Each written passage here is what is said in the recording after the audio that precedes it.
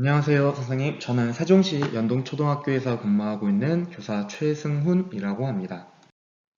이번 시간에는 스마트 교실 또는 첨단 교실에서 어떻게 학급을 운영하고 교과 교육 과정을 가르칠 수 있는지 방법에 대해서 배워보도록 하겠습니다. 제가 준비한 연수의 목차입니다. 첫 번째는 미러링이란 것이 무엇인지 배워볼 것이고요. 그 두 번째는 국어를 이용한 학급 경영, 그리고 마지막에는 화면 확대 프로그램에 대해서 소개해드리고 활용법에 대해 알아보고자 합니다. 먼저 첫 번째로 미러링이 무엇인지 대해서 알아보겠습니다. 미러링이 무엇인지 사진을 통해서 한번 알아보도록 할게요. 선생님들께서는 어떤 과목의 수업처럼 보이시나요? 여기 보면은 사실 사진이 저인데요. 제가 수학 시간에 수업을 하고 있는 모습입니다. 이 수업의 학습 목표는 각도기를 사용하는 방법에 대해서 알아보는 시간이었습니다. 그래서 제가 아이들한테 각도기를 사용하는 방법을 시범으로 보여주고 있는데요.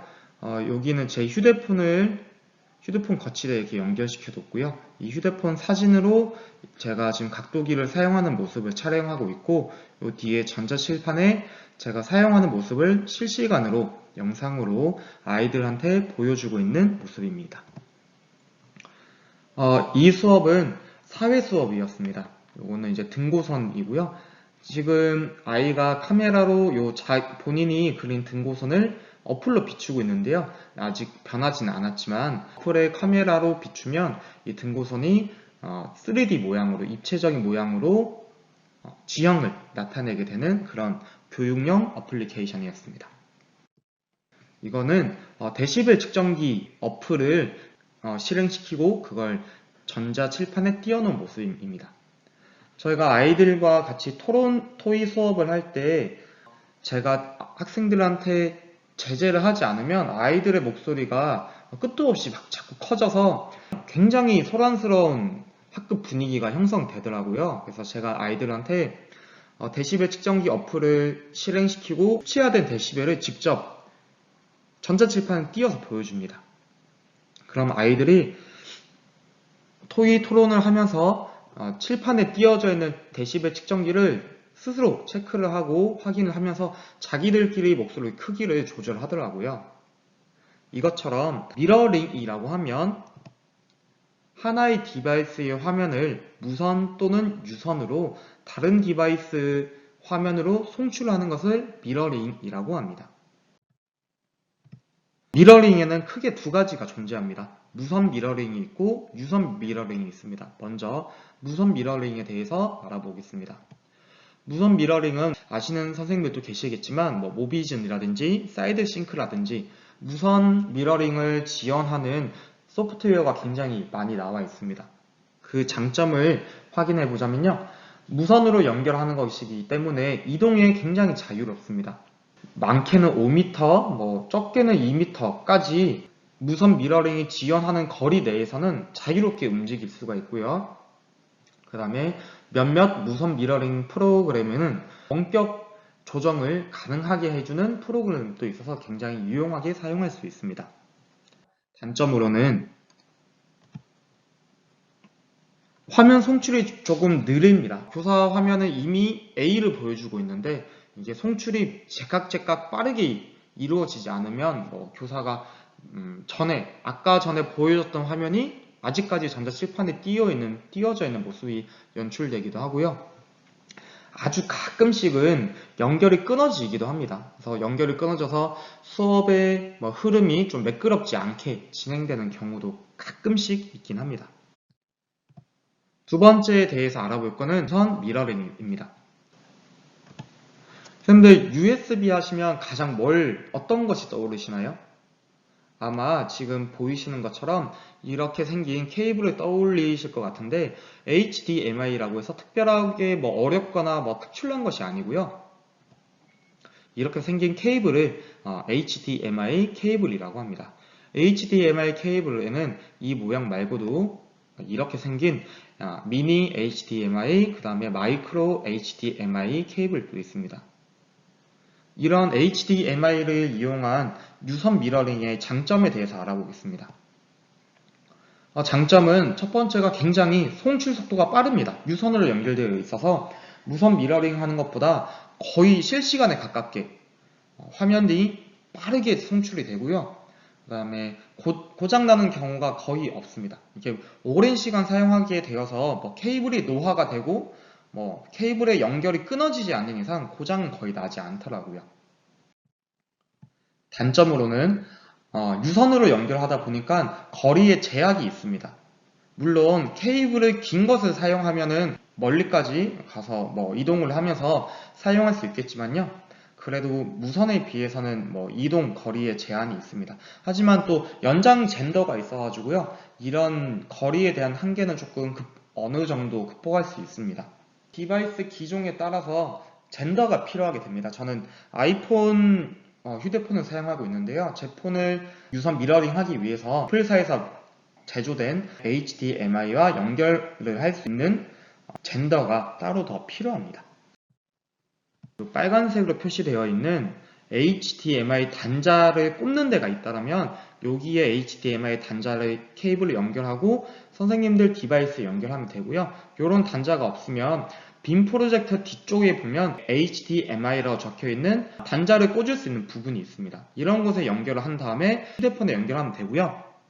또는 요즘에 나오고 있는 TV들은 거의 다 HDMI 단자가 TV에 직접 꽂을 수 있는 곳이 있습니다. 그곳에 연결해 줘도 됩니다. 이런 곳에 선생님 휴대폰과 HDMI를 연결한 다음에 리모컨으로 외부 입력 메뉴를 눌러줍니다. 외부 입력 메뉴를 누르고 그 안에서 HDMI 메뉴를 선택해주면 선생님들의 휴대폰을 이런 식으로 화면을 송출할 수 있습니다. 이렇게 송출해서 제가 아까 먼저 보여드렸던 것처럼 실물 화상기처럼 사용할 수도 있고요. 또는 교육용 어플리케이션을 선생님 휴대폰에서 실행하고 그것을 전자칠판에 띄워서 아이들한테 직접적으로 보여줄 수도 있습니다. 두 번째로는 구글을 이용한 학급 경영에 대해서 말씀해 드리겠습니다. 앞서 진행된 연수에서 굉장히 많이 다뤄졌을 수도 있는데요. 그래서 제가 간략간략하게만 어떤 상품들을 사용했는지 이런 예시들을 위주로 짧게 짚고 넘어가겠습니다. 먼저 구글 계정이 필요하겠죠. 저 같은 경우에는 학년 초에 아이들한테 저희 학급 구글 계정을 하나를 만들어서 제공하기도 하고요. 또는 고학년의 경우에는 학생 개개인마다 구글 계정을 만들어서 저희 교육용에 사용할 수 있게끔 이렇게 안내를 하고 있습니다. 학생들이 개개인의 구글 계정을 만들거나 또는 학급의 계정을 만들 때는 굉장히 간단하고 심플하게 만들어서 제공을 해야 학생들이 사용하는데 좀 더 편리하게 이용할 수 있습니다. 교육용으로 사용하는 계정은 특별하게 개인정보가 입력되지도 않고 다른 사람들한테 노출되어서는 안 될 정보를 이렇게 담고 있는 경우가 거의 없기 때문에 저 같은 경우는 아이들한테 모두 이렇게 공개될 수 있게끔 하고 합니다. 그다음에 계정도 이게 제가 2018년도에 만든 거거든요. 그래서 2018 이제 5학년이었어요. 5학년 여기는 이제 가람반이라고 반 이름이었습니다. 5 가람 이런 식으로 만들어 놓고 비밀번호도 이렇게 굉장히 단순화시켜서 아이들한테 보여줬습니다. 그리고 지금처럼 이거는 이제 칠판이거든요. 아이들이 항상 볼 수 있게끔 물리적인 환경을 구성을 해줘야 됩니다. 아이들한테 학급 구글 계정이라든지 이런 같이 공유되어야 될 것들, 여기는 저희 학교 와이파이 네트워크 이름과 아이디 비밀번호였는데요. 이런 정보들을 학생들한테 일괄적으로 한 번만 알려주고 아이들한테 공개가 되어 있지 않다면 학생들은 해당 수업을 할 때마다 선생님들께 와이파이 주소가 뭐예요? 저희 학급 구글 계정은 뭐예요?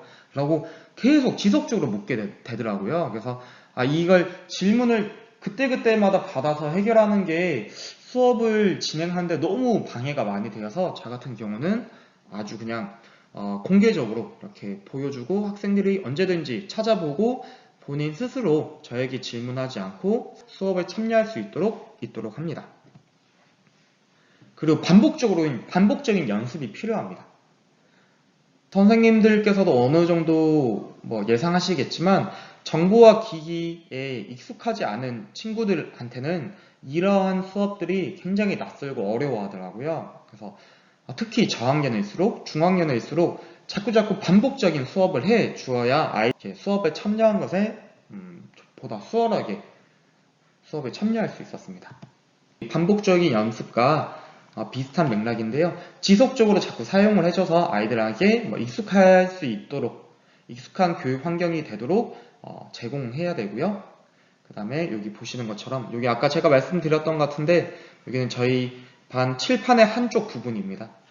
이러한 스마트 교육을 위한 별도의 공간이 필요합니다. 학교에서 사용하는 구글 계정은 아이들에게 교육용으로도 유용하지만 저희 행정적인 업무를 처리하는 데도 굉장히 많은 도움을 주고 있습니다.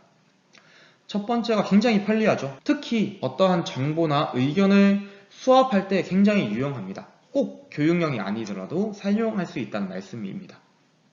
지금 이거는 제가 사용하고 있는 구글 엑셀에서 있는 부분을 캡처해 온 건데요.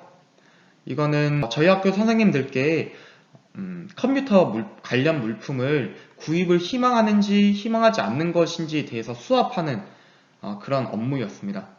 만약에 구글 엑셀을 제가 워크시트를 사용하지 않았다면 모든 선생님께 찾아가서 물건을 사실 건지 사지 않으실 건지 이렇게 여쭈어 봤어야겠죠? 하지만 구글 워크시트를 사용하니까 모든 선생님들께서 쉽게 같은 엑셀 시트에 들어오셔서 각자 본인이 작업을 하다 보니까 저에게 행정적인 업무를 굉장히 수고로움을 덜어주게 되었습니다. 두 번째는 학생들의 협업 과제를 수월하게 할 수 있게 도와주었습니다.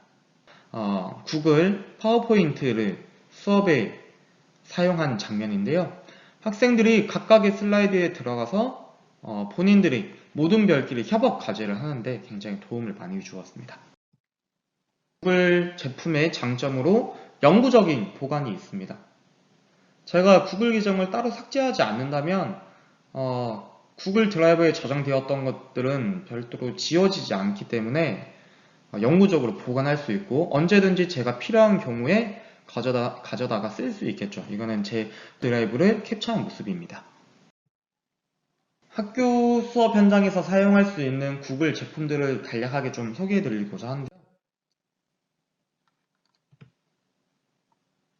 여러 가지 제품들이 있죠. 그 중에서 첫 번째로 구글 문서에 대해서 보시면 이거는 저희 반 학생들이 구글 문서에 들어와서 부모님께 편지를 쓰는 그런 시간을 가져봤습니다. 제가 학생들 개개인마다 편지를 작성할 수 있는 공간을 마련해 주었고요. 그러면 아이들은 같이 들어와서 동시에 접속을 해서 부모님께 편지를 써봤죠. 이런 수업을 하면 학생들이 학습을 하고 그 학습 결과물을 그 전에는 발표를 통해서만 다른 학생들의 학습 결과물을 볼 수 있었지만 이러한 구글 제품을 사용하면 굳이 발표를 하지 않더라도 같은 문서에 들어와 있으니까 다른 학생들이 쓴 것을 보고 또는 메모라든지 댓글 형식으로 각각의 학생들에게 피드백을 제공할 수 있습니다. 두 번째는 워크시트입니다. 앞에 제가 말씀드렸던 것처럼 행정적인 업무할 때 어떠한 것들을 수업하기에 굉장히 수월했고요. 그 다음에 프레젠테이션 앞에서도 제가 말씀드렸었죠. 학생들이 모둠별로 수업을 진행할 경우 학생들끼리 역할을 분담하고 첫 번째 슬라이드, 나는 두 번째 슬라이드, 나는 세 번째 슬라이드 이렇게 역할과 주제들을 나눠 가진 다음에 맡은 바 주제를 조사하고 슬라이드에 채우는 그런 모습들이 보여지더라고요. 근데 조금 단점이라고 하면 다른 학생들이 작성한 슬라이드를 보고 수정할 수 있는 권한이 있기 때문에 다른 친구들이 수행한 과제를 조금 장난식으로 변형을 한다든지 삭제를 하는 경우가 초반엔 조금 있었습니다. 그래서 조금 학급 규칙을 수업을 하기 전에 잘 인지를 시키고 다시 반복해서 확인한 다음에 이러한 수업을 진행하면 굉장히 도움이 많이 되었습니다. 그 다음은 구글 클래스룸입니다. 학생들한테 클래스룸을 통해 과제를 제시하고 또 아이들이 과제를 수행해서 구글 클래스룸에 업로드하고 저는 그 업로드된 과제를 보고 피드백을 제공하고 점수를 매길 수 있어서 굉장히 유용하게 쓰고 있고요. 그 다음에 구글 어스입니다. 구글 어스는 사회과나 과학과에서 많이 사용하고 있는데요. 제가 구글 어스에서 미얀마를 검색을 해서 미얀마를 캡처해 보았습니다. 이게 더 확대를 해서 지역을 가까이 볼 수도 있고요. 그리고 또 축소를 시켜서 우주의 모습을 볼 수 있어서 과학 시간에 굉장히 유용하게 사용했습니다. 마지막으로 아트 앤 컬처인데요. 서비스가 시작한 지 그리 엄청 오래되지는 않았는데 세계의 명화들을 굉장히 가까이서 또 확대해서 볼 수 있어서 현장감 있게 미술 작품들을 감상할 수 있었습니다. 작품에서 풍겨져 오는 느낌이라든지 분위기, 재질 같은 것들을 파악하는 데 좋았습니다. 이렇게 다양한 구글 제품들을 활용해서 행정적인 업무나 수업에서 굉장히 유용하게 사용할 수 있는데요. 이러한 것들을 공유할 수 있어야겠죠. 링크를 공유하는 방법에 대해서 알아보겠습니다. 구글 문서의 오른쪽 상단에 보시면 이렇게 쉐어라는 버튼이 있습니다. 이 쉐어를 클릭해 주시면 이러한 메뉴가 생기게 됩니다.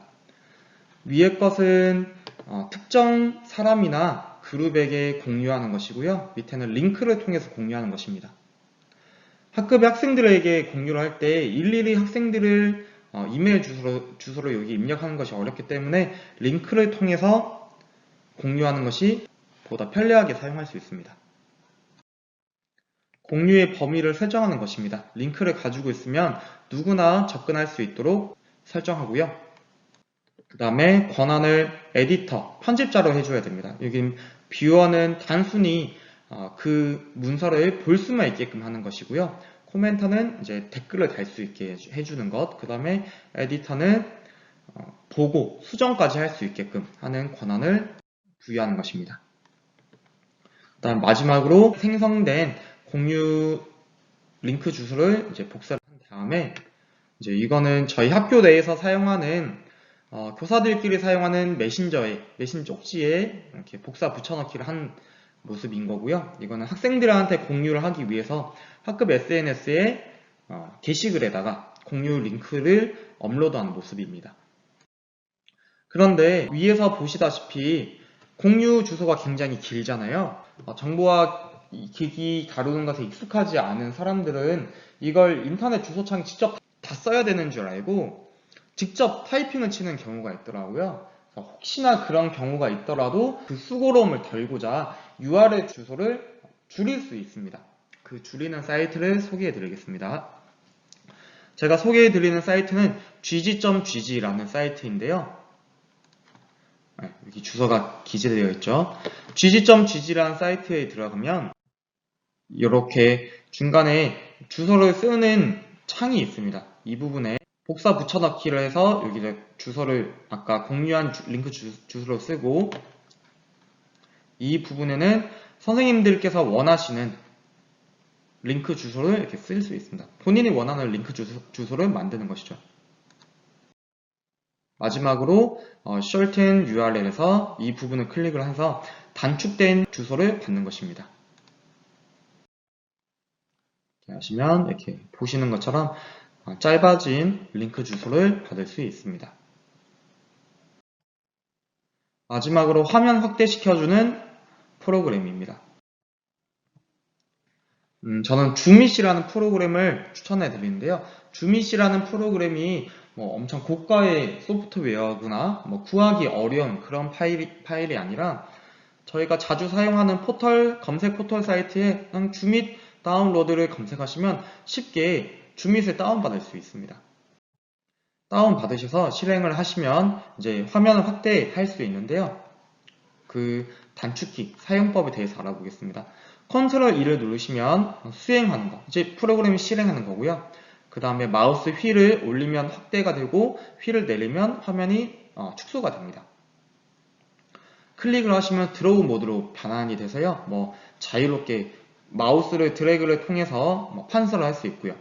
T를 누르시면 텍스트 모드로 바뀝니다. 그래서 T를 누르신 다음에 키보드 타이핑을 통해서 판서를 할 수 있습니다. ESC를 누르면 종료 또는 빠져나오기가 됩니다.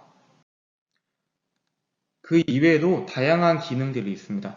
컨트롤을 누른 상태로 드래그를 하면 사각형 모양을 그릴 수 있고요. 그 다음에 Shift를 누르고 드래그를 하면 직선을 그릴 수 있습니다. 탭을 누른 상태에서 드래그를 하면 타원 또는 원을 그릴 수 있습니다. 또 드로우 모드에서 색깔도 바꿀 수 있는데요. 기본적으로 세팅되어 있는 것은 빨간색이에요. 근데 그 상태에서 Y를 누르면 노란 색깔, G를 누르면 녹색, P를 누르면 핑크 색깔로 색깔을 바꿔서 판서 또는 드로우 모드로 표시를 할 수 있습니다. 실행하는 영상을 보시면서 한번 살펴보도록 하겠습니다. 앞에서 제가 설명해 드렸던 것들을 실제로 제가 사용을 하면서 다시 한번 설명해 드리도록 하겠습니다. 여기에 아이콘을 보시면 제가 기존에 먼저 다운받았던 줌입 프로그램이 있습니다. 더블 클릭을 하여 실행해 보겠습니다. 이제 실행을 하면 이렇게 자세한 설명들이 있고요. 단축키 설정하는 모습입니다. 컨트롤 E를 누르시면 보시는 것처럼 이렇게 화면이 확대되어 보입니다. 이 상태에서 클릭을 하게 되면 이렇게 드로우 모드로 선을 그을 수가 있습니다. 그 다음에 휠을 더 위로 올리면 더 확대, 아래로 내리면 좀 더 축소할 수 있습니다. 컨트롤을 누르고 드래그를 하면 이렇게 사각형 모양을 그릴 수 있고요. Shift를 누르고 드래그를 하면 이렇게 직선을 그릴 수 있습니다. 그 다음에 탭을 누르고 드래그를 하면 이렇게 원과 타원 모양들을 그릴 수가 있습니다. 그 다음에 색깔도 바꿀 수 있는데요. 이 상태에서 Y를 누르면 보시는 것과 같이 노란 색깔, 그 다음에 G를 누르면 녹색, P를 누르면 핑크색, R을 누르면 빨간색으로 판서 또는 그 선을 그을 수 있습니다. 마지막으로 텍스트도 입력할 수 있는데요. T를 누르시면 이렇게 마우스 포인터 모양이 바뀌고 이 상태에서 클릭을 한 다음에 타자를 치면 영문으로